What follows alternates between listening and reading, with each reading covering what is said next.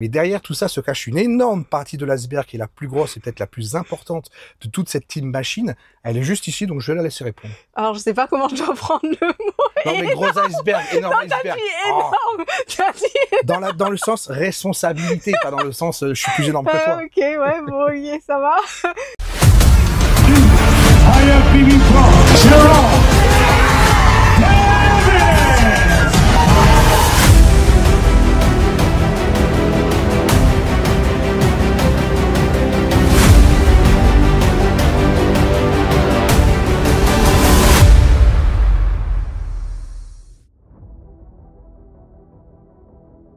Salut les machines et bienvenue dans cette nouvelle vidéo. Une vidéo spéciale FAQ, donc foire aux questions, il y a environ 2 semaines, 3 semaines 2-3 semaines, ouais. 2-3 semaines, donc Marine avait posté sur Instagram en story sur mon compte une boîte aux questions. Vous avez été grave nombreux à y répondre. Merci infiniment. Je crois que c'est la première fois. Bon, en même temps, on vous a demandé, on avait marqué s'il vous plaît, aidez-nous, machin, etc. et tout, pour la vidéo YouTube. Donc, on a pas mal de questions. On en a regroupé quelques-unes qui étaient assez similaires en termes de thématiques et de sujets. Donc, on va y répondre tous les deux, tranquillement, simplement. On est dans le fourgon. Il peut y avoir du bruit autour de nous. On est sur un air, enfin, il y a des gens qui passent en vélo. On est samedi après-midi. Il y a du monde un peu. Il peut y avoir des chiens qui aboient, etc. On s'en fout. On est là entre nous. Profiter d'un bel instant simplement pour partager et découvrir un petit peu qui on est au travers des différentes questions et aussi les questions autour de l'entraînement, les compétitions, la diète, le lifestyle un petit peu. Ouais, la vie en fourgon. La vie en fourgon. Bref, toutes les questions sans tabou. C'est parti, let's go. Première question. Alors, la première question, c'est du coup, tu penses quoi des boissons édulcorées style sachet Bolero, Monster Zero, etc. Ok.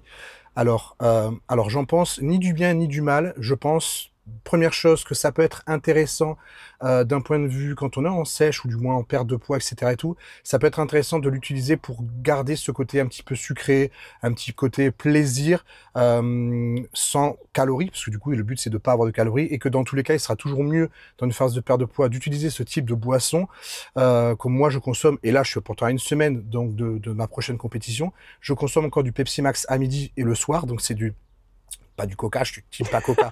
Pas Coca. Je savais que t'allais dire ça. J'attendais le moment. J'attendais genre savoir où est-ce que t'allais le placer. Non, surtout pas Team Coca. Donc, si vous êtes Team Coca, vous vous désabonnez, je veux plus vous voir. Non, je plaisante. D'ailleurs, pensez à vous abonner. Vous êtes plus de 60% à regarder les vidéos, mais pas à vous abonner. Donc, activez les cloches de notification, abonnez-vous, likez, commentez. Et dites-moi en commentaire si vous êtes Team Pepsi Max ou Coca Zero. Et je verrai si je vous garde si ceux qui sont Coca Zero. Donc, Coca Zero, j'en consomme, Pepsi Max, pardon, pour le lapsus. J'en consomme encore alors que je vais à une semaine de monter sur scène. Pour moi, si tu le digères bien, si vous le digérez bien, que vous n'avez pas de problématique de ventre qui gonfle, de problème de digestion quelconque, encore une fois, pas de soucis spécifiques par rapport à ça. Le but, c'est de ne pas en surconsommer non plus. Aujourd'hui, oui, la science, c'est pas trop dans quel, elle sait pas trop où se poser. Est-ce que c'est dangereux, pas dangereux, cancérigène, pas cancérigène? On voit de tout. On lit de tout.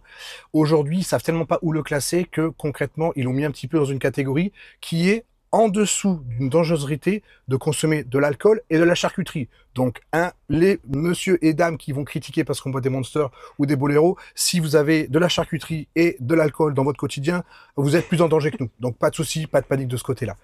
D'ailleurs, Marine a peut-être une expérience qu'elle peut partager par rapport à toi, ta consommation de produits comme ça. En fait, moi, si je consomme des produits type, par exemple, surtout le Monster, si j'en consomme un par jour, ça va, parce que vraiment, j'adore ça. Et en plus, au Portugal, ils ont des saveurs vraiment incroyables. Mais si je commence à en consommer plus, 2 ou 3, je vais clairement sentir en fait que ma digestion elle va être du coup impactée et je vais avoir vraiment le ventre en fait qui va du coup gonfler. Donc c'est pour ça qu'en fait je limite à 1 par jour. Et après sinon tout ce qui est Pepsi ça va. Et en plus maintenant ils font de plus en plus de choses où on trouve le Pepsi du coup 0 calories. Ils font même de l'ice tea 0 calories et il y a de plus en plus de comment on appelle ça, société, de type de boîte, de marque, voilà, de marques qui du coup font des options zéro. Il faut savoir que ici au Portugal, quand vous allez au McDo, parce que oui, je suis allée au McDo, donc il y a du Coca zéro, mais eux, ils ont du coup que du Sprite zéro. C'est-à-dire vous n'avez pas l'option de prendre du comment ça s'appelle, Sprite normal. C'est Sprite zéro, Ice Tea zéro. Le Coca, ils laissent encore le choix, mais pour le reste en fait pas du tout. Donc pour en revenir, moi, j'en prends un Monster par jour parce que sinon ma digestion est impactée. Mais pour le reste, pour moi, il n'y a aucun problème. Et ça peut même aider dans un processus de perte de poids. Tout à fait, parce que ça permettra d'adhérer à son programme, à sa diète qui peut être un peu dure. Et déjà, quand on est en diète, prépa ou pas prépa, peu importe, on a quand même, mine de rien, des petites frustrations alimentaires, parce que c'est le quotidien, on mange toujours la même chose, on fait toujours la même chose. Et donc, ces petits plaisirs, ça va faire du bien, tout simplement. Encore une fois, c'est la quantité qui fait le poison. Donc, c'est comme tout, tant que c'est avec modération, moi, je suis pas contre, je suis même pour. J'ai certains élèves qui, dans leur diète, l'ont au quotidien, et même parfois c'est eux qui me disent au fait, Jérôme, je peux le consommer. Je dis ah oui, je n'en ai pas parlé, mais tu peux, il y a pas de problème. Tellement pour moi, j'en fais pas une interdiction, tout simplement. Donc du coup, la deuxième question, c'est les clés pour une diète à succès. Alors pour moi, pour une diète à succès, la première clé, c'est d'être en déficit calorique. Il n'y a pas de remède miracle, c'est-à-dire qu'aujourd'hui, peu importe le type de régime que tu vas faire, un jeûne intermittent, un cétogène, je sais pas moi, qu'est-ce qu'il y a d'autre encore, des diètes paléolithiques, des diètes flexibles, des diètes strictes, la clé de ces 5 méthodes qui fonctionnent pour toi, pour eux, pour n'importe qui, déjà, faut aimer celle qu'on prend, méthode, les 5 fonctionnent uniquement sur une première clé, c'est que les 5 vous mettent en déficit calorique. Donc si vous n'êtes pas en déficit calorique, bah, il n'y a pas de perte de poids, tout simplement. Donc, première clé, être sûr et certain d'être en déficit calorique. Pour ce faire, il faut... Manger moins que ce que l'on consomme. Oui, mais comment on peut savoir que... Parce que l'erreur souvent que les gens font, c'est on leur dit il faut manger moins. Ils vont manger moins. Mais comment ils peuvent vérifier s'ils mangent moins? Avec un calculateur. Voilà, donc traquez vos calories. La deuxième clé, c'est de traquer vos calories. Arrêtez de dire oui, mais non, si je traque mes calories, je vais commencer à rentrer dans un truc et tout, développer des troubles du comportement alimentaire. Non, la plupart du temps, les gens qui se trouvent cette excuse-là, c'est juste qu'ils ont flemme de compter leurs calories. Et deux, c'est qu'en fait, parce qu'ils savent très bien qu'au fond de vous, vous n'êtes pas en déficit calorique. Si vous n'êtes calculez pas, que vous faites tout au hasard à la louche comme ça, et que vous perdez pas de poids, c'est que vous n'êtes pas en déficit calorique. Donc, 1, déficit calorique. 2, traquer ses calories. 3, arrêtez d'être dans le déni. Beaucoup de gens sont dans le déni et s'imaginent être en déficit calorique du lundi au vendredi et ils explosent tout le week-end parce qu'on contrôle plus rien. Et du coup, à la fin du week-end, ils sont plus en déficit calorique global. Il n'y a pas de perte de poids. Donc, arrêtez le déni.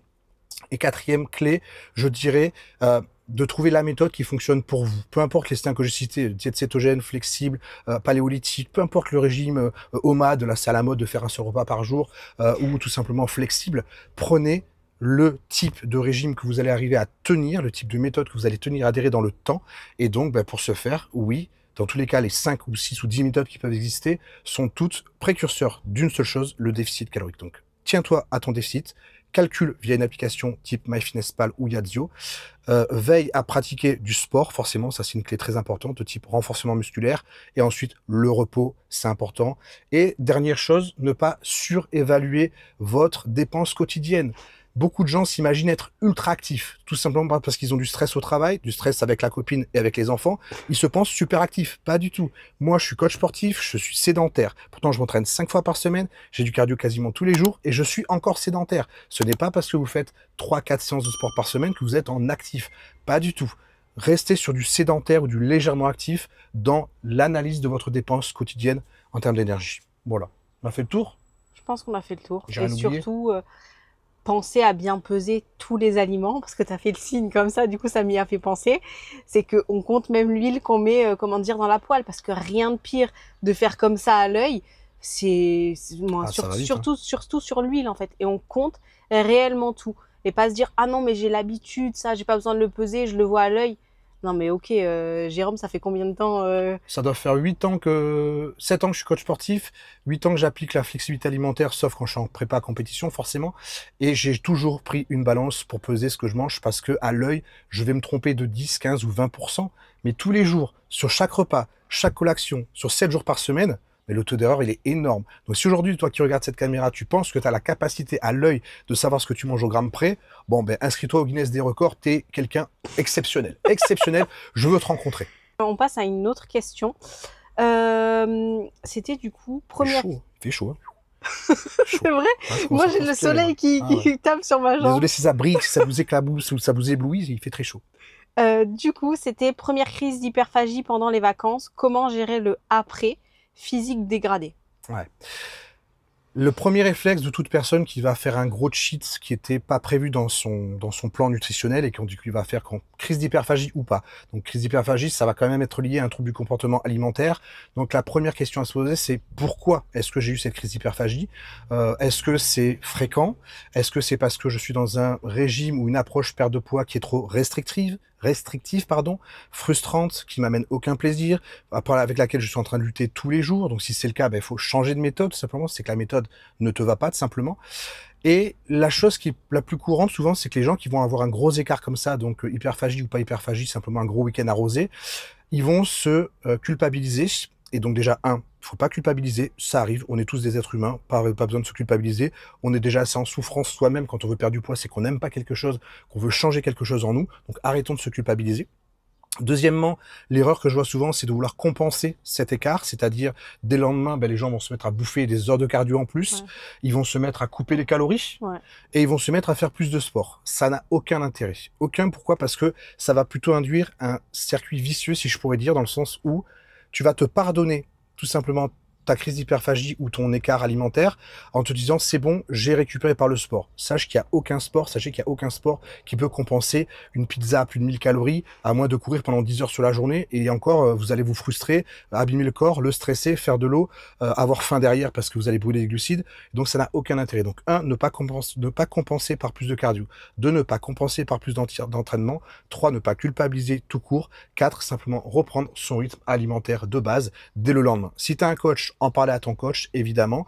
Et je dirais, si c'est en lien avec des crises d'hyperphagie, il faut creuser pourquoi et savoir pourquoi. Ça arrive à tout le monde, c'est pas grave, mais il y a forcément une raison, il faut la trouver pour plus que ça se reproduise, tout simplement. Du coup, il y a Kevin qui pose une question, qui dit « J'aimerais bien faire un cours de posing avec toi, où est-ce que ça se passe ?» Alors ça, c'est pas moi qui gère, parce que moi, je suis la partie visible de l'iceberg, c'est-à-dire c'est moi que vous voyez sur les réseaux, etc. et tout, mais derrière tout ça se cache une énorme partie de l'iceberg qui est la plus grosse et peut-être la plus importante de toute cette team machine. Elle est juste ici, donc je vais la laisser répondre. Alors, je sais pas comment je dois prendre le mot. Non, mais gros iceberg, énorme iceberg. Énorme. T'as dit... Dans le sens responsabilité, pas dans le sens je suis plus énorme que toi. Ok, ouais, bon, ok, ça va. Pour le coup, donc comment ça se passe? On va vous mettre du coup un lien directement dans la bio, du moins la description de la vidéo. Et en fait, le but de ce lien-là, c'est un appel en fait qui est 100% gratuit. Le but, c'est que vous veniez du coup échanger avec Jérôme pour lui poser toutes les questions. C'est beaucoup plus simple de le faire, comment dire, par téléphone que par message interposé sur Instagram ou sur Facebook ou quoi que ce soit. Donc en fait, vous prenez rendez-vous. Il y aura les disponibilités de Jérôme. En fonction de vos disponibilités à vous, vous prenez rendez-vous. Et c'est un appel qui est 100% gratuit. Ça n'engage strictement à rien. Le but, c'est simplement en fait d'échanger. Et puis voilà. Ouais, c'est ça. Je pense que c'est tout bien résumé. Et c'est la même chose si vous voulez du coaching, que ce soit athlète ou pas athlète. Il y a différents liens qui peuvent soit dans la description ou aussi également sur Instagram. Ça passe toujours par un appel téléphonique. Marine l'a très bien dit. Le but, c'est que j'aime apprendre à vous connaître. L'objectif, c'est de connaître qui vous êtes, me présenter si vous ne me connaissez pas, un petit peu savoir d'où vous venez, ce que vous avez déjà mis en place, ce que vous mettez en place actuellement et ce que vous voulez faire plus tard. Et ça, que ce soit dans du posing pour la catégorie men's physique. Je rappelle, c'est plus men's physique parce que c'est ma spécialité. Donc, si c'est du posing pour une autre catégorie, que ce soit pour les filles ou du classique ou autre, je suis pas spécialisé là-dedans, donc j'irai pas m'aventurer là-dedans. Il y a d'autres personnes que je peux vous conseiller par contre qui sauront très bien le faire. Je pense notamment à Sébastien qui est très bon là-dessus. Et en men's physique, par contre, n'hésitez pas. Donc Marine mettra le lien dans la description. Et ça se passe aussi par appel. J'ai un petit sourire en coin, j'attendais juste de pas te couper pour le dire. Ça se passe par appel parce que Jérôme adore parler, donc du coup, c'est beaucoup plus facile pour lui. Quoique Instagram t'a facilité les choses, ils font maintenant des vocaux beaucoup plus longs. Je crois qu'ils l'ont fait pour toi. Et on peut même les transcrire en texte maintenant. Ah ouais, ça fait des pavés comme ça. Je suis très bavard, donc ça dure au moins une demi-heure l'appel. Ouais. Au moins. Donc, on a eu plusieurs fois la question. Quelles sont du coup tes prochaines compétitions pro à venir? Alors, là, on est exactement au dimanche, on est samedi, la vidéo sort dimanche, donc je serai pile poil à une semaine de ma première échéance de 2025, qui sera donc en Pologne, donc c'est dimanche 25 mai, le jour de la fête des mères, donc j'espère amener une belle petite surprise pour ma maman. Voilà, en tout cas, je serai content, on va tout donner. La deuxième échéance qui est validée sûr et certain, hôtel, billets, tout, enfin toute la totale est déjà bookée, c'est Toronto au Canada, donc on va pas mal voyager, donc ça c'est cool. Et ensuite, la troisième qui est aussi validée de long en large et en travers, c'est l'Italie. Si d'ici sur ces 3 compétitions-là, qui sont enchaînées grosso modo entre 2 et 3 semaines d'écart à chaque fois, il n'y a pas de qualification, mais on va tout faire pour avoir qualification. Si c'est pas le cas, on a 1 à 2 compétitions en rab pour l'instant, pas forcément de précision parce que ça va dépendre de ma fatigue, de mon état de santé, de la possibilité du projet, mais on a d'autres date possible au cas où, jusqu'à à peu près fin juillet, à peu près en termes de timing. Ouais. Donc, wait and see, tout simplement. Quels sont tes exercices préférés pour les épaules? On avait fait une Alors, vidéo, non? on a fait une vidéo sur YouTube ouais, où je montre un crois entraînement bien. épaule. Ouais. Donc, Dans déjà, sa globalité, je dans crois. la globalité. Ouais. Donc, on mettra dans la description ou droite, gauche, je sais jamais, c'est l'iceberg qui s'en occupe. Donc, elle va le mettre dans la vidéo. Mais globalement, moi, j'aime travailler l'épaule de manière hyper simple et efficace. Arrêtez souvent de penser que l'épaule, c'est un quadriceps avec de mettre des poids trop lourds. Beaucoup trop de gens que je vois faire mettent trop de poids quand ils veulent travailler les épaules. De ce fait-là, c'est un tout petit muscle en réalité, même si chez moi il est gros, mais ça reste un petit muscle sur mon corps. L'arrêté, c'est que arrêtez de vouloir mettre trop lourd. Déjà, c'est la première chose. Et après, bah, l'épaule, c'est 3 faisceaux. Antérieur, latéral et postérieur. Le postérieur, 90% des mecs l'oublient. C'est ce qui va faire la finition d'une épaule bien ronde. Donc déjà, bosser l'arrière de l'épaule. Ça travaille un peu lors d'exercices type dorsaux, mais isoler, c'est ce mouvement-là qui est plutôt efficace. Moi, j'aime bien le faire à la poulie, donc à un bras comme ça, etc. Et tout. La poulie, vous la mettez, vous la réglez à la hauteur et puis vous faites ça comme ça, avec une sensation que sur l'arrière de l'épaule, très léger en poids. Allez chercher la brûlure, allez chercher la congestion. Ne faites pas des séries de 6 sur de l'épaule à l'arrière, ça sert à rien.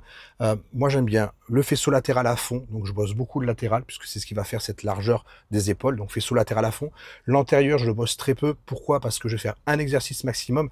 Vous le bossez énormément quand vous faites les pectoraux, et d'ailleurs souvent, la plupart des hommes ont l'antérieur développé. C'est même pour ça que certains sont évités comme ça, parce qu'ils bossent pas le reste de l'épaule. Donc ça vous mettra une posture aussi plus jolie de bosser l'entièreté de l'épaule. Donc latéral, postérieur en priorité, et en dernier exercice, un exercice pour bosser l'antérieur, et puis c'est bon. C'est parfait. Elle brûle bien en plus la séance épaule, je me souviens, je l'avais fait une ou deux fois avec toi, je crois. Ça brûle très bien. Loïc pourra confirmer, tous les élèves que j'ai actuellement bossent de la même manière que moi. Je fais pas forcément de différenciation puisque ça reste une fibre identique et ils en souffrent. Et j'ai envie d'être un développeur d'épaule et puis je pense que je leur ai développé. Ouais, ça va bien, franchement, ouais. Ils ont des belles épaules. Du coup, quel est ton rythme de cardio pour ta phase de sèche? Alors, j'ai pas eu de cardio quand j'ai démarré, au tout début, donc la prépa a démarré en début janvier. J'avais simplement 10 000 pas à faire par jour, donc simplement 10 000 pas au quotidien pour rester actif. Ensuite, dans une deuxième étape, on a intégré une demi-heure de cardio. Ouais. Dont les 10 000 pas, c'est-à-dire que c'est dans les 10 000 pas, j'avais une demi-heure de cardio à faire, mais du coup je dépasse pas les 10 000 pas sur la journée, en zone fréquence 2. Donc je l'ai déjà fait une vidéo où j'en parlais, les fréquences cardiaques 1, 2, 3, 4, 5. Plus vous êtes haut en fréquence, plus vous tapez des glucides, et c'est un effort qui va vous donner très probablement faim juste après, donc aucun intérêt.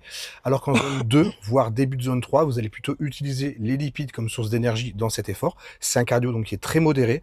Moi, grosso modo, c'est entre 120 et 130 BPM au niveau de mon cœur. Je surveille avec ma montre, et donc je reste en zone 2. Donc première phase, donc c'était une demi-heure, 10 000 pas au total.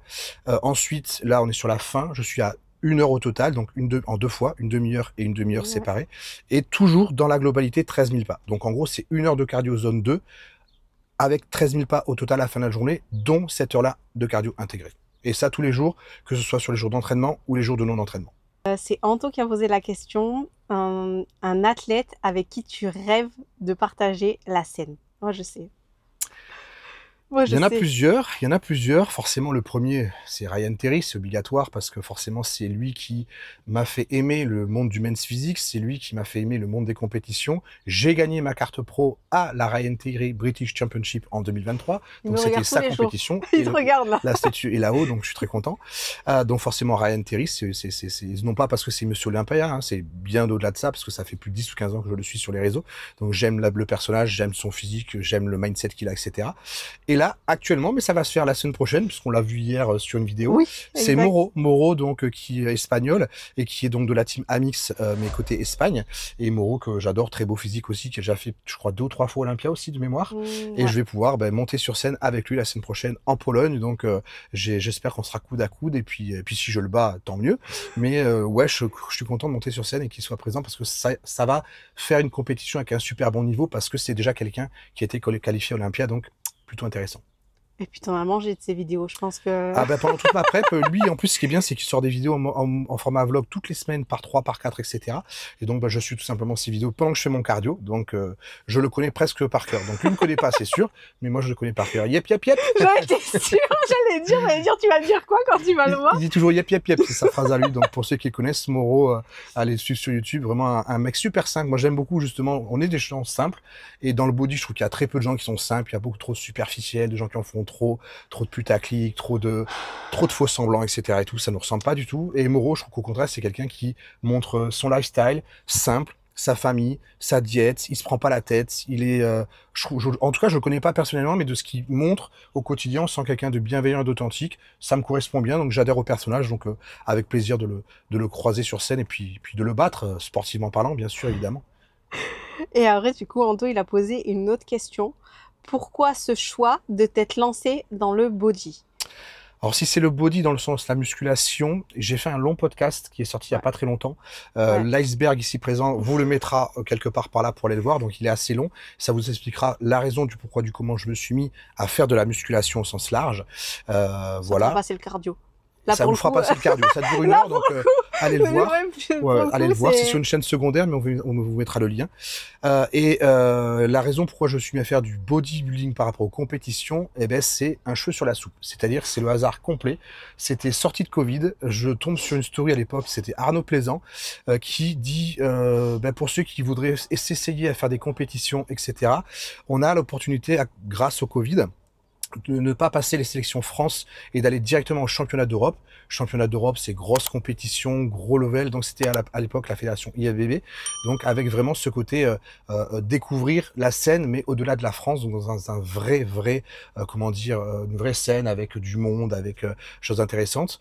Je regarde Marine, je dis tiens, ça serait chaud patate, pourquoi pas faire une compétition? Et là, le hasard, Arnaud Plaisant que j'avais jamais croisé. Jamais. Le lendemain, je vais à la salle de sport à Mougins et je tombe sur qui? Arnaud Plaisant. Là, je vais le voir directement. Je lui dis, écoute Arnaud, qu'est-ce que t'en penses? Il me dit débâche, je débâche. Il me dit, on a 8 semaines pour arriver sec écorché. Et ben, il a fait ça en 8 semaines. J'étais sec écorché. J'ai pris plaisir. Sinon, j'aurais pas continué les compétitions derrière. Et donc, ça a démarré de là, vraiment, en sachant qu'il y a 5 ans en arrière, honnêtement, je critiquais et je ne comprenais pas les gens qui montaient sur scène, tout huilés, en slibard, en boxer, etc., tout ce que vous voulez. Je comprenais pas ce monde-là. Vraiment, je me disais, mais qu'est-ce que c'est ces mecs ou ces filles qui sont là à faire comme ça, etc. Et maintenant, je suis le premier à les défendre et les premiers à avoir découvert cette belle famille qui est le monde du body. Il y a des belles choses, il y a aussi de très mauvaises choses, comme dans tout. Mais en tout cas, voilà, ça a démarré de là, en fait, d'un pur hasard. D'un pari entre tous les deux, on s'est dit on y va, on est allé, un peu comme la vie en van finalement, c'est un peu comme ça. Et donc du coup, maintenant ça fait depuis 2021, 22. C'est assez récent quand même. Si vous regardez bien, je fais de la compétition que depuis 2021-2022, ça fait que 3 ans en réalité. Je suis passé pro très très rapidement.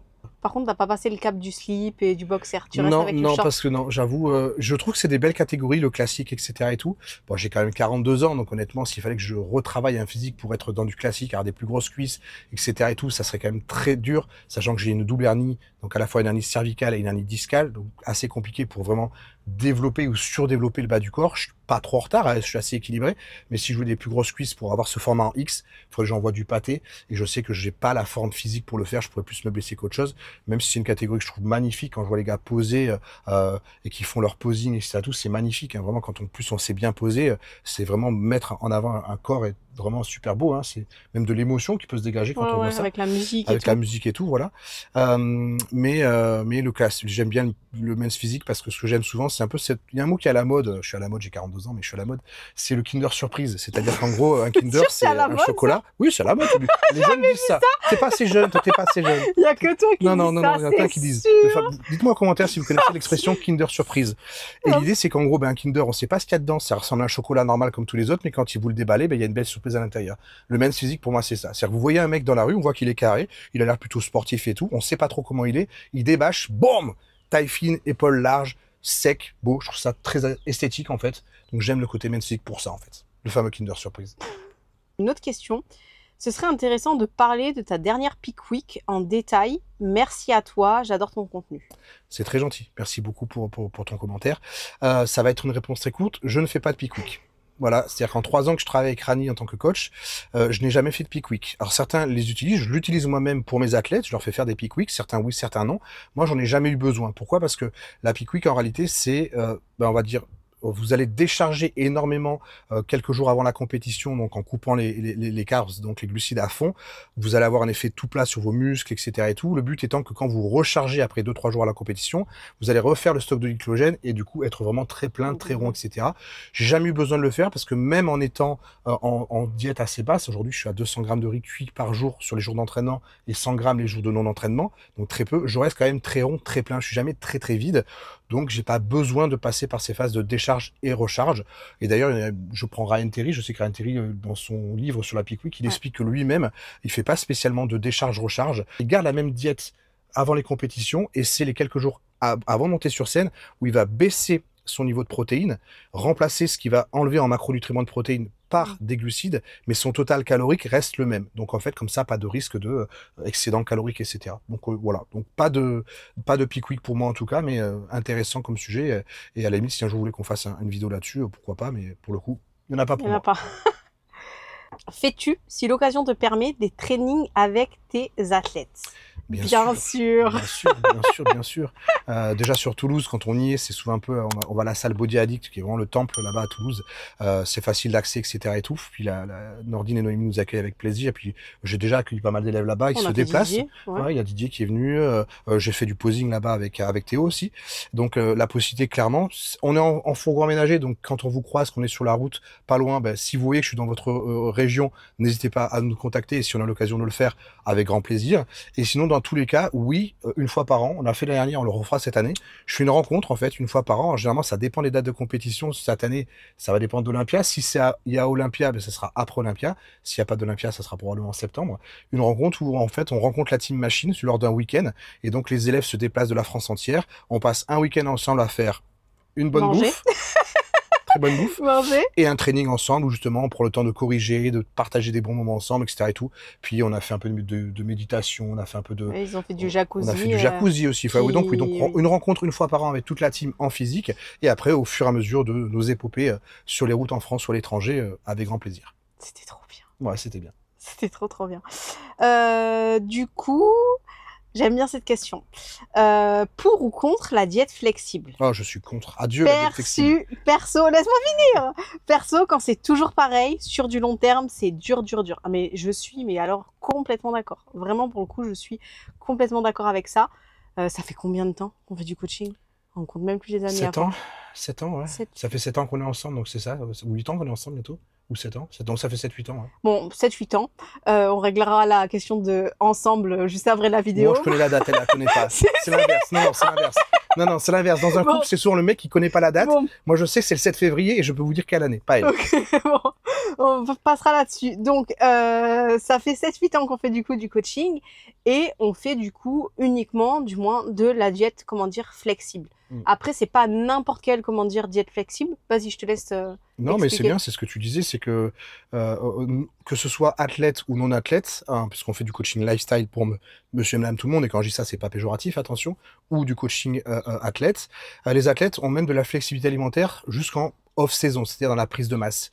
En diète, en prépa, c'est-à-dire à quelques mois de montée sur scène pour la sèche, ils vont encore avoir la possibilité d'avoir du pain, des céréales, des choses comme ça. Je vais effectivement adapter les glucides en fonction de ce qu'ils aiment. Et c'est important parce que d'où la question, c'est le fait de tenir dans le temps. Aujourd'hui, la plus grande force de la flexibilité alimentaire, c'est de pouvoir vous aider à tenir et à adhérer à votre programme, que ce soit une prise de masse ou une sèche, sur le long terme. Et il y a, de toute façon, et le changement physique se fait sur le long terme. Donc, si on veut des résultats qui tiennent dans le temps et qu'on arrive à tenir, que ce soit socialement parlant, mais également pour éviter la frustration, la flexibilité alimentaire est aujourd'hui, à mon sens, j'y crois dur comme fer, la meilleure solution au niveau alimentaire pour une prise de masse ou une sèche de qualité. Le problème, c'est que, comme partout sur les réseaux, on a toujours les deux extrémités et le juste milieu. Et les extrémités, c'est les partisans de la diète flexible où nous, par exemple, on est dans la vraie diète flexible, à savoir 80-20. 80% des macronutriments de mes élèves, j'ai bien dit macro, j'ai pas parlé de calories, faites attention, 80% des macronutriments de mes élèves vont venir d'une alimentation la plus variée possible, mais brute, qui viennent de la terre, de la mer, du ciel, etc., et qui n'a pas subi de grosses transformations industriels par l'homme, et les 20% restants de leurs macronutriments, et donc au final de leur total calorique également, vont être la possibilité de mettre dans leur diète des aliments plaisir. Aliments plaisir ne veut pas forcément dire forcément burger, pizza ou des bonbons, des sucreries, non. C'est que, imaginons que vous aimiez manger du riz dans votre diète, et qu'à un moment donné, vous avez envie de manger des pommes de terre, ou un bout de pain, ou des pâtes. On prend Didier qui aime manger des pâtes, par exemple. Et ben nous, dans le coaching, ce qu'on va faire, c'est qu'on va tout calculer en termes de macronutriments pour que l'élève puisse intégrer, quand il le souhaite, pour les mêmes macronutriments, le côté riz, ou le côté pâtes, ou le côté pain, ou le côté pommes de terre. En fait, on va trouver des produits de remplacement de qualité, toujours en restant dans une notion de plaisir pour varier l'alimentation. Mais également dans ces 20%, on peut retrouver une partie de produits transformés, voire ultra transformés. Ces fameux chocolats, ces fameux bonbons, ces fameux burgers, pizzas, les petits plaisirs qui vont, vous permettre d'avoir une vie sociale, c'est le but aussi, une vie familiale, c'est important, une vie de couple, c'est important aussi, et tout simplement parce que des fois, la vie fait qu'on a envie de fêter des choses qui sont positives, et donc on veut manger, parce qu'il y a le côté fin émotionnel positif, mais il y a aussi le négatif. Parfois, on passe une mauvaise journée, on s'engueule avec son patron, on s'engueule avec sa femme, on s'engueule avec ses enfants, on s'engueule avec son voisin, ou tout simplement on est un peu triste, et qu'est-ce qu'on fait? On va aller se réfugier dans de la nourriture, parce que la nourriture a un côté émotionnel fort, positif comme négatif, et donc cette petite part de 20% de flexibilité permet de mettre tout ça dans l'application d'une prise de masse ou d'une sèche. Mais attention, nous, dans l'approche qu'on a, donc je disais qu'on était au milieu, on n'est pas dans les extrêmes où certains font 80% de produits transformés et 20% de brut. Ça, c'est plus la flexibilité alimentaire. Ça, c'est du putaclic, c'est pour les réseaux, c'est pour Instagram, c'est pour faire vendre du coaching à tout monsieur, madame, tout le monde, et ça n'a aucun sens parce que c'est pas bon pour la santé et c'est pas bon pour l'objectif non plus. Il faut arrêter. Donc, nous, on est dans le 80-20, 20% de produits transformés, et c'est encore une fois, c'est un joker, c'est-à-dire que l'élève sait qu'il a la possibilité d'intégrer au quotidien 20% de ses macros dans des produits transformés ou ultra transformés qu'il va aimer. Il n'est pas obligé, ça peut être 0%, 1%, 5, 12, 16, 20, mais jamais plus de 20 dans tous les cas. Et c'est lui qui choisit s'il en a envie ou pas. J'ai des élèves qui ne l'utilisent quasiment jamais. J'ai des élèves qui vont l'utiliser toujours pendant quelques semaines et des élèves qui l'utilisent que par simonie parce que je pense à, par exemple, Luna, elle aime bien son petit Kinder surprise, ou je pense à Fabienne qui aime son petit Twix. Oui, c'est Kinder Bueno. C'est Kinder Bueno, pardon, Kinder Bueno. Et elle va avoir son Kinder Bueno un jour sur deux, des fois qu'une barre, des fois les 2 barres, peu importe, mais ils intègrent ce plaisir dans leur quotidien, ce qui leur permet, de tenir dans le temps et d'avoir des pertes de poids, des tours de taille qui baissent ou des prises de muscles propres et saines à la fois pour leur santé, parce que 80% de l'alimentation vient de quelque chose de bon, donc c'est bon pour la santé, et les jusqu'à 20% maximum de produits plaisir. Ouais, c'est exactement ça. On a Didier qui est du coup un athlète. Ça fait déjà plusieurs mois qu'on travaille, du moins qui travaille avec nous, plus avec toi quand même vu que c'est un athlète. Mais c'est moi qui m'occupe, comment dire, de sa diète. On lui a demandé, en fait, on a un questionnaire, c'est-à-dire qu'à chaque fois qu'il y a, que ce soit un athlète lifestyle ou du moins un élève lifestyle ou un athlète qui rentre en coaching, comment dire, avec nous, qui démarre son accompagnement, en fait, il y a un questionnaire pour savoir exactement ce qu'il aime, ce qu'il n'aime pas. Parce que, par exemple, pour Didier, il nous a dit qu'il aimait bien les pâtes. Bon, ok, il y a des pâtes. Il nous a dit qu'il aimait bien, comment dire, le pain. On lui a mis du pain. J'avais mis pain, fromage, mais bon, il n'aime pas le fromage. Donc, voilà, on lui a pas mis. Et en fait, il a, tous les soirs, la possibilité de manger une lignée de tablettes chocolat Côte d'Or au lait. Je précise au lait. Une lignée, c'est une barre, parce qu'une lignée, ça fait bizarre. Une lignée, c'est une barre, quoi. Ouais, c'est ça. Au chocolat au lait, parce qu'il n'y a rien de pire. Je regarde rarement ça, mais je suis tombée sur un short là-dessus. Un influenceur qui disait qu'il mangeait du chocolat noir 100%. Mais alors, mais non merci. Je préfère encore ne pas du tout manger de chocolat que de manger du chocolat noir 100%, 80%, 90%. Si vous aimez ce chocolat, oui, mangez-le. Oui. Mais si vous vous forcez à vous dire mon plaisir, c'est manger un carré de chocolat 80% ou 100%, alors que vous n'aimez pas ça, mais c'est juste pour intégrer un peu de plaisir, non, faites-vous plaisir pour de vrai. Mangez un carré de chocolat, mais que vous aimez. Ouais, c'est exactement ça. C'est ça, en fait, la flexibilité. Et donc, du coup, Didier, il a du chocolat au lait, ou sinon, il a la possibilité de manger une mousse au chocolat. Oui, une mousse au chocolat, vous avez bien entendu, et pourtant, c'est un athlète. Mais en fait, le problème, je pense que, ça va paraître peut-être cru ce que je vais dire, mais il y a des coachs qui n'ont pas envie de se prendre la tête, et qui n'ont pas envie de se faire chier. Et la réalité, en fait, elle est là parce que il y a des gens qui n'ont pas envie de se faire chier à calculer une diète avec peut-être du pain à l'intérieur, peut-être du fromage à l'intérieur, peut-être des Kinder Bueno, peut-être des Twix. Bon, moi, j'adore les Maltesers, donc ce serait clairement des Maltesers. Non, en fait, c'est beaucoup plus facile de faire un copier-coller et de l'envoyer du coup à ses athlètes. Alors que, nous, si on doit construire une diète pour nos athlètes, par exemple, je prends le cas pour Didier. Ou lifestyle. Oui, les deux. En fait, oui, ça prend du temps. Oui, ça prend du temps de le faire.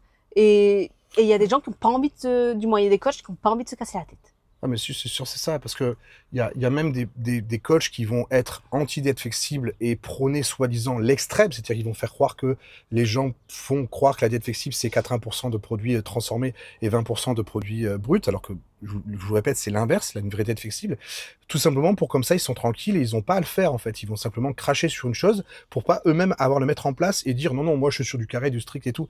Parce qu'ils font du copier-coller, poulet, riz, concombre, machin, copier-coller, ils envoient ça à tous leurs athlètes, ils ont quasiment tous la même diète. Le nombre d'élèves qui est déjà venu vers moi, lifestyle ou athlète, et qui me montrent qu'ils ont quasiment la même diète, mais quasiment la même diète, alors que des fois ils font 15 kilos d'écart, ou qu'ils ont même pas le même objectif. C'est hallucinant.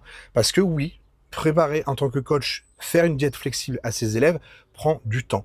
Marine adore ça, moi j'aime bien aussi, mais c'est vrai que Marine aime ça, donc comme on travaille ensemble, c'est vrai que c'est souvent Marine c'est elle qui a mis en place le questionnaire que les élèves reçoivent sur ce qu'ils aiment pas, etc. et tout, et c'est Marine qui va construire la diète au niveau alimentation, choix alimentaire. Moi généralement c'est plus la partie macronutriments, etc. et tout, où je fais la répartition, et hop, ensuite on met ça ensemble. Ouais, ça prend du temps, mais au moins l'élève derrière, on sait qu'il a sa diète, qui lui plaît, on sait qu'il va la tenir dans le temps, et qu'il va aimer tout simplement, et que je vais pas me retrouver tous les 4 matins avec un élève qui peut-être va me mentir parce qu'il aura pas manger sa diète parce qu'en fait il l'aime pas, ou parce qu'il finit en hyperphagie parce que justement il est dans une diète ultra restrictive qu'il n'adhère pas. Alors attention, certains aiment le côté strict. Moi je suis en strict quand je suis en mode prépa, me ranier comme ça me dérange pas. Et encore cette année j'ai eu du pain et des céréales très longtemps. Du pain j'en avais pas avant. Maintenant il m'a mis du pain parce que je le digère bien, qui commence à me connaître, et encore une fois ça dépend. Moi j'ai des élèves, je pense par exemple à Fabienne, qui on intègre cette flexibilité alimentaire, mais qui parfois certains aliments elle ne les digère pas du tout. Et donc même si c'est du coup ça peut rentrer dans ces 20%, ben, je vais le lui dire lors du bilan, je fais écoute, arrête cette partie-là, ne mange plus cette partie-là dans la diète flexible parce qu'elle ne te va pas au niveau physiologique, au niveau de son estomac, au niveau de sa digestion. Donc là, c'est pas un choix de plaisir ou non plaisir, c'est un choix de santé. Donc l'avantage aussi d'avoir une diète poussée comme ça avec nos élèves, c'est qu'on est en capacité vraiment de faire du personnalisé et de pouvoir leur dire ça le consomme plus, ça tu peux le consommer, ça un petit peu moins que ça pas plus que ça par semaine, parce qu'on peut voir l'impact sur leur corps et sur leur bien-être, tour de taille, etc. Donc ouais, je te rejoins. Non, non, tu dis que c'est cru, mais je pense que c'est une réalité. C'est qu'il y a beaucoup de coachs qui ont la flemme de vouloir mettre en place quelque chose de... Ils parlent de personnalisation. Je suis désolé, faire une diète carrée où tout le monde a la même, c'est pas la personnalisation. Oui, et puis encore une fois, c'est que, par exemple, là, je prends le cas de Didier, parce que bon, c'est le cas le plus récent qu'on a eu, mais oui, ça m'a pris du temps, mais je suis pas en train de dire qu'il mange de la mousse au chocolat tous les jours, à tous les repas. Je suis pas en train de dire qu'il est en train de manger des pâtes tous les jours, tous les repas. Non, en fait, 80% de son alimentation vient de produits qui est 100% brut. Et qu'il aime. Et c'est ce que j'allais dire, en fait. C'est surtout ça, c'est que Didier, c'est quelqu'un qui veut des choses, comment dire, aussi rapides à préparer. Par exemple, prendre les pancakes le matin, où je lui avais fait l'option, par exemple, d'English English muffin, avec des œufs, du bacon, de l'avocat. Il m'a dit, non, non, ça va me prendre trop de temps, ça, j'ai pas le temps le matin. Bah, ok. Pas de problème. Du coup, tous les repas sont faits de manière rapide pour que ça lui prenne le moins de temps possible. Mais oui, c'est personnalisé. Mais 80% de son alimentation viennent de produits qui sont entièrement bruts. Ça, c'est important ce que tu dis, parce que l'avantage de la flexibilité alimentaire, c'est que justement, ça vous permet de créer des plans adaptés, mais vraiment au planning aussi de la personne. Il y a Aurélien, que j'ai fait rentrer cette semaine dernière, sur son plan du matin, il a des pancakes pareils, mais je lui dis à Marine, attention, parfois le matin, les gens n'ont pas le temps de faire des pancakes, etc., c'est long. Donc, on propose à côté, en mode express, la possibilité, avec les mêmes macronutriments, d'avoir une recette express à faire quand on n'a pas le temps. Et ça, on le fait vraiment à adapter. Si la personne me dit, j'aime pas ci, j'aime pas ça, on trouvera de quoi adapter tout simplement la diète. Et oui, ça prend du temps, mais on aime le faire. Et du coup, voilà. Donc oui, adepte de la flexibilité alimentaire telle qu'elle est dans sa pureté, c'est-à-dire de 80-20, à la fois respect pour la santé, mais aussi apport de résultats et surtout tenue dans le long terme de l'objectif, et pas la diète flexible qu'on peut trouver ou n'importe quoi, ou limite, ça y est, 2000 calories, je vais manger 2000 calories de Kinder toute la journée, et demain je peux monter sur scène. Non, faut pas abuser non plus. Déjà, c'est pas bon pour la santé, et la composition corporelle sera pas la même. Les calories, c'est une calorie. 1 est égal à 1 kilo c'est 1 kilo, que ce soit 1 kilo de plomb, 1 kilo de plume, ça fait toujours 1 kilo. Je te balance 5 kilos de plume au visage, ça te fait des chatouilles. Je te balance 1 kilo de plomb au visage, je te pète le nez. C'est la même chose avec les calories. Une calorie, c'est bien égal à une calorie. Par contre, si cette calorie vient de 80% d'aliments bruts, le corps va pouvoir s'en nourrir, va pouvoir en faire quelque chose de bien. Et si c'était l'inverse, c'était 80% d'aliments de merde, à l'inverse, le corps ne saura pas l'utiliser comme il faut. Je prends souvent l'exemple d'une voiture, je dis une Ferrari. Tu prends une Ferrari, si tu lui mets de l'essence qui traîne dans un vieux bidon tout rouillé de chez Papy André, qui était là depuis 10 ans au fin fond du garage, oui, c'est de l'essence, mais sauf qu'elle est toute rouillée, toute vidée, le bidon il est sale, etc. Je la mets dans la voiture. C'est une Ferrari, c'est quand même une bête de performance. Tu peux être sûr qu'elle va pas consommer, enfin, elle va trop consommer, elle va sûrement abîmer abîmer le moteur sans le crasser, les performances au 0-100 seront pas terribles, la surconsommation sera énorme, et potentiellement le moteur je vais le casser plus vite.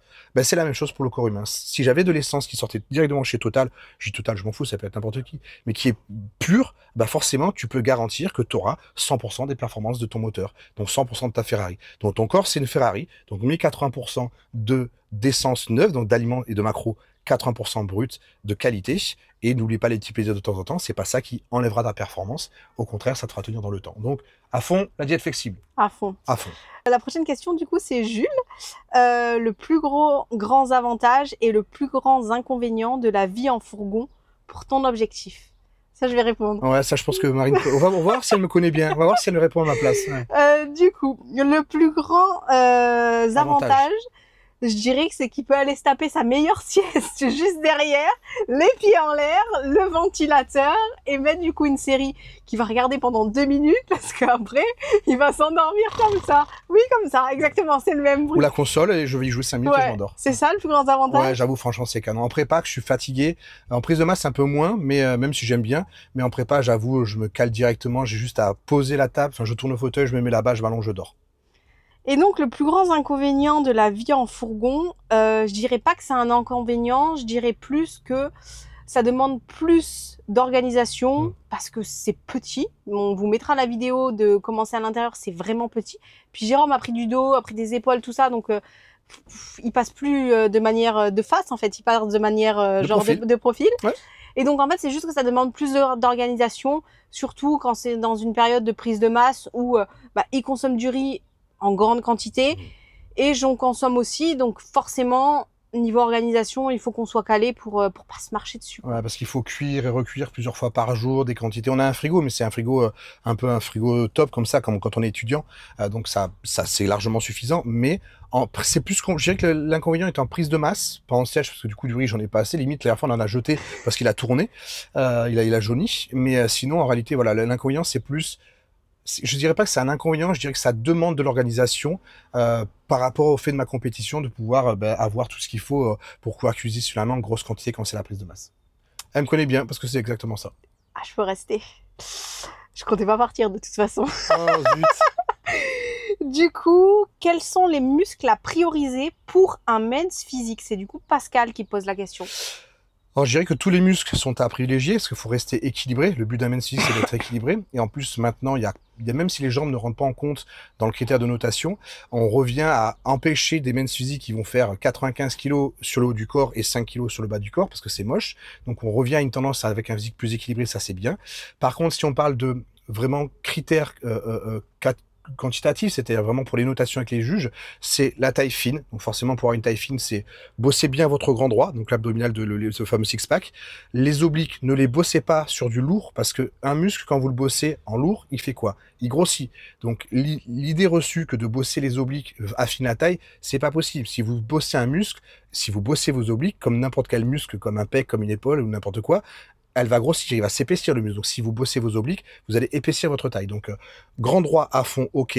Les obliques, avec parcimonie, peut-être 1 ou 2 fois par semaine, très léger, des séries très courtes, plus pour tonifier et avoir une espèce de dureté dans ce côté-là, pour le côté tonique. Forcément, largeur du dos, largeur des épaules, un pec bien rond. Parce que le men's physique, moi je dis souvent, c'est un diamant. C'est-à-dire que la pointe du bas du diamant, c'est votre taille, et vous montez comme ça jusqu'à faire le diamant avec la largeur d'épaule et la largeur de dos. Donc, ouais, c'est vraiment cette notion-là, grosse largeur d'épaule, grosse rondeur. Et attention qu'on ne demande pas, j'en vois beaucoup des men's qui comprennent pas. Ils arrivent, ils sont tous striés, ils sont veineux de partout. Non, c'est pas du bodybuilding. Moi, je suis strié au veineux quand je suis à l'entraînement, quand j'ai pas fait ma recharge, etc. Mais une fois qu'on a rechargé, on est rond, on est plein. Le côté strié, le côté veineux, etc. et tout, ça se montre vite fait à la limite en une transition. Mais sur vos poses, vous devez être simplement posé tranquillement. C'est de la rondeur, c'est de l'esthétique. On fait pas c'est pas la catégorie bodybuilding où il faut qu'on soit veineux ou classique. Donc pas du tout. Donc j'en vois trop qui tirent parfois la sèche à un niveau où ils sont reptiliens tellement ils ont des stries et des veines partout, mais qui sont jamais classés dans le top 3, alors qu'ils ont c'est une très très belle condition, mais c'est trop conditionné. Faites attention à ça. La prochaine question, c'est comment tu répartis tes séances d'entraînement? Alors ça va être totalement dépendant de moi, donc c'est pas forcément la même chose que faire pour vous. Ça fait 5 ans que je ne bosse pas les biceps et les triceps de manière isolée. C'est-à-dire, je n'ai pas de séance biceps-triceps, je n'en ai pas. Évidemment, bien sûr que les biceps bossent quand vous travaillez le dos et les triceps bossent quand vous travaillez les pectoraux, c'est mécanique. Donc, ils sont quand même sollicités de manière indirecte. Mais je n'isole plus les biceps et les triceps depuis plus de 5 ans parce que sinon, j'ai des trop gros bras, trop gros triceps et ça venait, justement, on parlait de symétrie avant corporelle, ça enlève la ligne du main physique. Donc, moi, j'ai une séance, donc on va dire que c'est roulant, hein, donc c'est un circuit. J'ai dos, épaules, jambes, repos, pec, repos, et on reprend dos, épaules, jambes, repos, pec, repos, dos, jambes, épaules, et ainsi de suite, en roulant en fait. Il n'y a pas de lundi, c'est mardi, mercredi, c'est en roulant. J'attaque et je déroule comme ça tout simplement. Noémie qui a posé la question. Quel est ton repas libre préféré? Ah, j'ai eu droit, je l'ai pas mis sur Instagram, mais ce mercredi, donc alors qu'on a une semaine et demie la compétition, Rani, surprise, hein, parce que Rani ne l'a jamais fait en 3 ans de coaching, il m'envoie, feedback, burger frites. Oh. Et là, il y a un burger que je voulais tester ici au Portugal, ça s'appelle 105 ou 106, quelque chose comme ça, enfin je sais pas trop, je sais pas si c'est une chaîne ou si c'est que ça, et c'est des burgers smashés, donc vous savez, c'est qu'on est un peu écrasé comme ça, etc., avec un pain, mais un pain brioché, mon Dieu, un délice. Le truc, bon, je préfère le burger. Moi, je suis très salé avec des chips. Voilà, forcément, chips piquantes, les takis. Pour ceux qui aiment pas, je vous montre un paquet de takis qui apparaît par là. C'est ultra piquant, c'est super bon. On les trouve chez Action, je crois, ou Normal. Action, Normal, les deux, je crois. Ouais, les deux. Ouais. Avec un burger smashé. Et là, c'était sauce truffée mayo avec un œuf dedans. Mais l'œuf, il était coulant, quoi. Ils ont réussi à faire cuire tout comme il faut. L'œuf, il coule, c'est un régal. Donc, ouais, burger. Qu'est-ce que tu aimes le plus dans ton métier de coach? Mes élèves. Alors, ça peut peut-être faire très faux cul de dire ça, etc. et tout. Oui, c'est normal, il va pas dire qu'il aime pas ses élèves, sinon il fera pas de vente. On les aime tous. Non, c'est que je vais, peut-être pour répondre simple, comme ça on passe à notre question, c'est, je fais un métier que j'aime pour voir les gens s'aimer. Donc forcément, mes élèves. Ouais. 3400 calories propres en off et je galère à manger. Solution pour réussir à manger? Faire le contraire du volume alimentaire. Ouais, déjà c'est ça, faire le contraire du volume alimentaire. Parce que là, je sais pas forcément ce que tu as. Bon, c'est du off, donc tu es en prise de masse. C'est marqué propre. Donc c'est propre, donc ça veut dire que c'est des aliments clean. Déjà, essayer de prendre des aliments, même qui soient clean, qui ont un petit ratio dans l'assiette, mais qui ont un fort pouvoir calorique. Déjà, les lipides, c'est évident. Les lipides, forcément, tout ce qui est noix de cajou, l'huile, etc. et tout, ça va très très peu dans ton assiette, mais ça monte très vite en calories. Les sources de protéines, prends pas des protéines maigres, va plutôt manger de la viande 15%, des choses comme ça, pas de steak 5%, etc. et tout, parce que ça a aucun intérêt, sinon tu vas devoir manger plus. Moi, je mange moins de légumes. Quand je suis en phase de prise de masse, que je commence à manger de grosses quantités, je vais prendre de chez Amix. Je vous mettrai juste ici, là. C'est un petit pot qui s'appelle le Green. Il existe Green and Fruit. Donc, vegetable, il y a c'est fruits et légumes ou que légumes. Moi, je prends que légumes. Et je crois que c'est un mix de tout dedans qui me permet d'avoir quand même la notion de fibres, de vitamines et de minéraux qu'on retrouve normalement dans les légumes. Donc, je prends ça pour enlever à minima de légumes dans mon assiette et je vais quand même avoir au minimum 100 grammes le midi et 100 grammes le soir d'un légume parce qu'il en faut quand même un minimum, mais pas plus pour éviter de me bourrer l'estomac. Donc, prendre des aliments qui ont un haut volume calorique pour un faible volume dans l'assiette. Typiquement... boire ses calories aussi. Boire ses calories. Par exemple, un smoothie, si tu as de la whey, si tu as de la banane, si tu as des trucs comme ça. La crème de riz, tu peux la boire. Ouais, voilà. Au lieu de la manger pâteuse. Comme ça, hein. Ouais, en fait, flocon d'avoine, tu secoues en poudre comme ça, puis paf, tu le bois et tu peux te faire un shaker à 500-600 calories facilement, beurre de cacahuète, etc. et tout, mais en restant dans du clean, effectivement.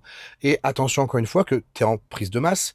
Donc, là aussi, c'est là où la notion de flexibilité alimentaire est intéressante, c'est que si ça devient dur de manger 3400 calories et d'être en prise de masse, et que tu galères avec cette alimentation-là, l'idée, c'est de te dire, quel est le coût bénéfice-risque entre celui d'arrêter ta prise de masse parce que tu n'arrives pas à manger ce qu'il faut et du coup, tu progresses plus, ou celui d'intégrer un peu de flexibilité alimentaire et donc au lieu de faire du 100% brut, tu fais du 80-20. Comme ça, avec les 20% qui sont un peu plus riches, tu vas t'amener les calories nécessaires tout en ayant les macros suffisantes dans les 80% afin de continuer à tenir ton objectif et tout simplement ne pas galérer à manger et continuer à progresser ou bien rester sur 100% du brut et quelques semaines plus tard, un jour sur deux, tu finis pas tes calories et donc tu régresses et pire, t'arrêtes au bout d'un moment donné parce que tu n'y arrives plus.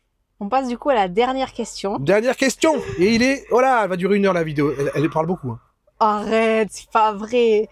Et je trouve que ça clôture bien. Hein. C'est Kevin.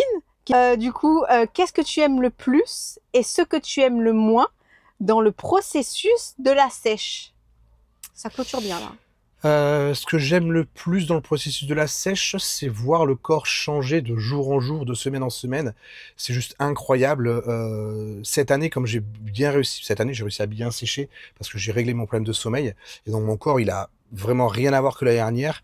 Et donc, je trouve ça hallucinant de voir le corps changer au fur et à mesure, tout en découvrant ce que tu as bossé en off-saison. Moi, je voulais travailler mon dos en largeur, en épaisseur. Et chaque semaine, je le voyais vraiment être de plus en plus big, etc. et tout, parce qu'il se déballait, si je peux dire, du gras qui s'enlève et de la flotte qui s'en va. Donc j'aime voir cette transformation-là. Donc ce que j'aime, c'est voir le changement physique. Et ce que j'aime le moins, c'est ça. Ouais. Ce que j'aime le moins, alors je vais dire deux choses, parce que cette année, il m'arrive un truc qui est un peu bizarre, mais je vous le dirai en deuxième temps. Je vais d'abord dire la première chose. La première chose que j'aime le moins, c'est que on perd toute vie sociale, notamment avec Marine, par exemple. Je sais qu'on a nos habitudes, fêter les anniversaires, fêter les repas avec des familles. Il y a pas longtemps, on était sur Toulouse, ma mère, elle a fait des lasagnes. C'est le plat que je kiffe, que ma mère fait, lasagne maison. J'ai pas pu manger des lasagnes. Donc il y a cette frustration, non pas de manger, mais de passer du bon temps avec ses proches. Je dis pas que manger égale forcément passer du bon temps. Je dis juste que ce sont des moments qui sont complets et qui font tout simplement, tu poses le cerveau, tu déconnectes et tu passes un bon moment. Ça, c'est la chose que je trouvais l'inconvénient. Je vais pas dire le plus dur, parce que cette année, justement, c'est pas dur. C'est ça qui va être contradictoire.